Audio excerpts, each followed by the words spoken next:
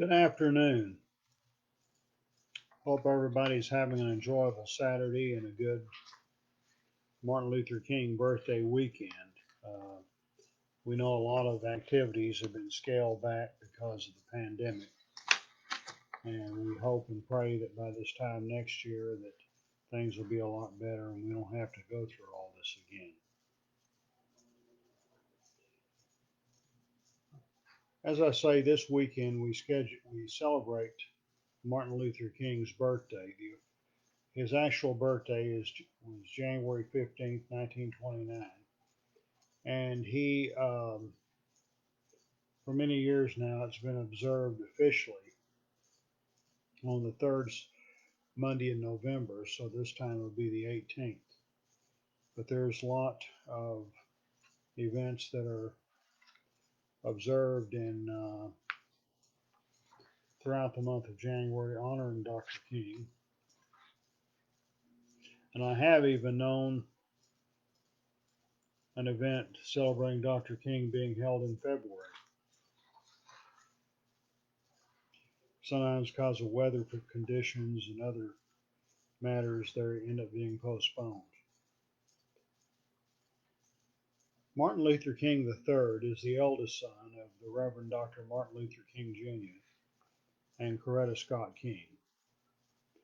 On January 14th, he wrote an article for the Washington Post. He says in 1957, my father was asked whether God approves of the death penalty for certain crimes. He responded, I do not think God approves of the death penalty for any crime. He explained that capital punishment is against the better judgment of modern criminology and above all against the highest expression of love in the nature of God. My father also recognized the severity and inequality of the death penalty. He spoke out against the disproportionate execution of young black men, often barely older than children, at the time of their crimes, whose punishment were surely influenced by their skin color. Decades later, President Trump and his Justice Department, in their last unprecedented barrage of executions, have disregarded all of the principles of humanity, decency, and justice that my father preached. After a 17-year hiatus of federal executions, the Trump administration carried out a shocking 11 executions in the past 7 months and scheduled 2 more for the final days of Trump's time in office. It is worth noting that this bloodbath exceeded the executions of all other states combined in 2020. This was written on January 14th. If you kept up with the news, there had been 2 other executions carried out at the federal penitentiary at Terre Haute, Indiana, since then. Friday, January 15th, would have been my father's 92nd birthday. Nothing could dishonor his legacy more profoundly than if these executions go forward. Unfortunately, they did, including one on his actual birthday, and terrible desecration. Over the past year, we've lost many black lives to police violence and pandemic mismanaged by this administration. The federal government should not be needlessly taking more black lives, and to do so on my father's birthday would be shameful. But it happened. This third generation of Martin Luther King further stated, perhaps now more than ever, we need our leaders to heed my father's teaching. The returning hate for hate multiplies hate, adding deeper darkness to a night already devoid of stars. Darkness cannot drive out darkness. Only light can do that. Hate cannot drive out hate. Only love can do that. Hate multiplies hate, violence multiplies violence, toughness multiplies toughness, and a descending spiral of destruction. Let us move toward love and not hate. The government should not carry out any further executions. 1957. To be honest, I had not heard about uh, this particular interview with Dr. King, and I've been researching his life for many decades now. This had to do with the execution of a man named Jeremiah Reeves. He was a 22-year-old African American, a former jazz drummer, who was executed by the state of Alabama after being convicted of raping a white woman in 1952. That would not happen today. A number of decisions of the U.S. Supreme Court have declared that rape is not a crime for which the death penalty is appropriate. I forget what year it was that the court ruled that they couldn't have the death penalty for rape of an adult. And then in 2008, they went even further and said that the death penalty was not appropriate for the rape of a child, generally for no crime unless the victim died. Now, theoretically, I suppose it might still be possible to have the death penalty for treason, but that has not been carried out since the 1950s. I believe the last case was in 1953, Julius and Ethel Rosenberg. That still remains a very controversial case. But, and by the way, Jeremiah Reeves claimed to be innocent of the charge. Days after his execution, on Easter morning, leaders of the national protest, including Dr. King, led a prayer pilgrimage to the grounds of the Alabama State Capitol in Montgomery. And here's what he said in context on this occasion. It was the severity of Jeremiah Reeves' penalty that aroused the Negro community, not the question of his guilt or innocence. But not only are we here to repent for the sin committed against Jeremiah Reeves, we're also here to repent of the constant miscarriage of justice that we confront every day in our courts. The death of Jeremiah Reeves is only the precipitating factor for our protest, not the causal factor. The causal factor lies deep down in the dark and dreary past of our oppression. The death of Jeremiah Reeves is but one incident, yes, a tragic incident in the long and desolate night of our court injustice. Let us go away devoid of bitterness and with the conviction that unearned suffering is redemptive. I hope that in recognizing the necessity for struggle and suffering, we will make of it a virtue, if only to save ourselves from bitterness. We need vision to see the ordeals of this generation as the opportunity to transfigure ourselves and American society. Truth may be crucified and justice buried, but one day they will rise again.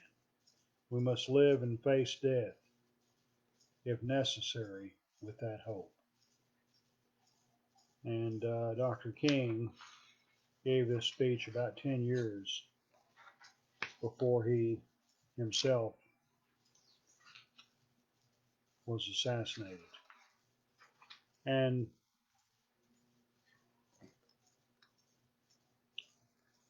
there's many facets to the life of Martin Luther King, and only a few of them are considered.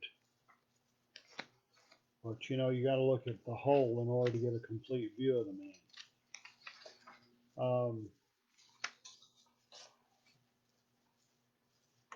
He was opposed to the death penalty. He was a peace activist. He advocated nonviolence. It's incredible to me today that some people can claim to honor Dr. King, yet call for the death penalty and a militant or militaristic foreign policy. But that happens. But the man that was put to death on his birthday, his name was Dustin Higgs, a black man originally from Poughkeepsie, New York. He was born March 10th, 1972, nearly 4 years after Dr. King's assassination. The main controversy about his case was that he did not personally kill any of the three victims. The man who fatally shot all three women to death, Willis Mark Haynes, was sentenced to life imprisonment without parole plus 45 years, while Higgs, who remained in a vehicle when the killings took place, received a death sentence. The prosecution argued that although Higgs did not kill anyone, he was ringleader and not only ordered Haynes to kill the women, but bullied them into doing so. Higgs and his defense team maintained his innocence to the end, arguing that although he was present, he was merely a witness to the crime and was set up by Haynes and another witness by the name of Victor Gloria. In 2012, Higgs claimed in a sworn affidavit that he did not force or threaten Haynes to kill any of the victims. And so there's a lot of controversy surrounding this case.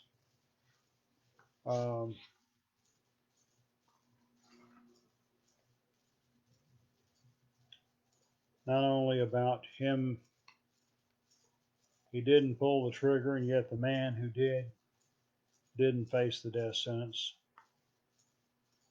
And the case against him was built on the testimonies of Gloria and Haynes, who both cut deals and reportedly changed their stories multiple times. The fact that murders were committed on federal land further complicated things. He was tried by the federal government rather than the state of Maryland. Had the murders occurred further down the road, the women would not have been killed at the Patuxent Research Refuge, and Higgs would not have been tried, or rather would have been tried by the state of Maryland instead of the federal government. If he had been tried by the state of Maryland based on state law, he would not have been eligible for the death penalty. I've heard examples like that before. If a crime is committed in the extreme western part of Texas, the person convicted might receive the death penalty. But if the identical crime were to be committed just right across the border in New Mexico, there would not be such a sentence because New Mexico abolished the death penalty several years ago. It was in 2013 that the state of Maryland abolished the death penalty, with all remaining death row inmates resentenced to life without parole.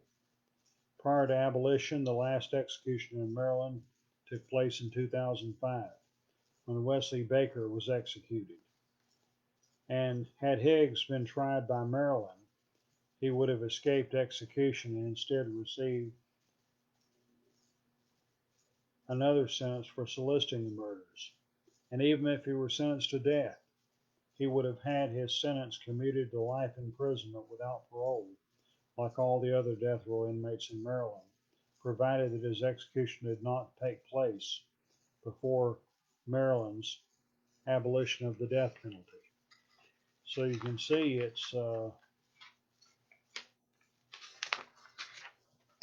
there's so many variables involved, sort of like a political dice game. Another thing about the execution, it was controversial because He had tested positive for the coronavirus a few weeks earlier. His execution was placed on hold by a federal judge's ruling on January 12, 2021, but the stay was lifted on January 14th, allowing the executions of Higgs and another inmate, Corey Johnson, on January 14th to proceed. The federal government has executed more people than all states combined, which has not happened in many years. And jails and prisons are high risk places for the coronavirus. And therefore, every time an execution takes place, prison employees involved in the execution and others who are there for whatever reason, as witnesses or as counsel or as spiritual advisor or whatever, they're also placed in danger. Donald Trump doesn't seem to care one way or the other. And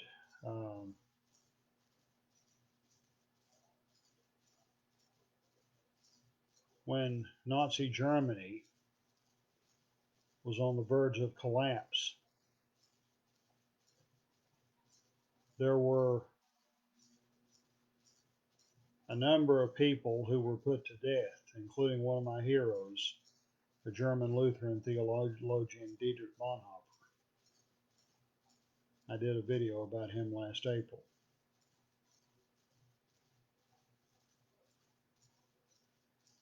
But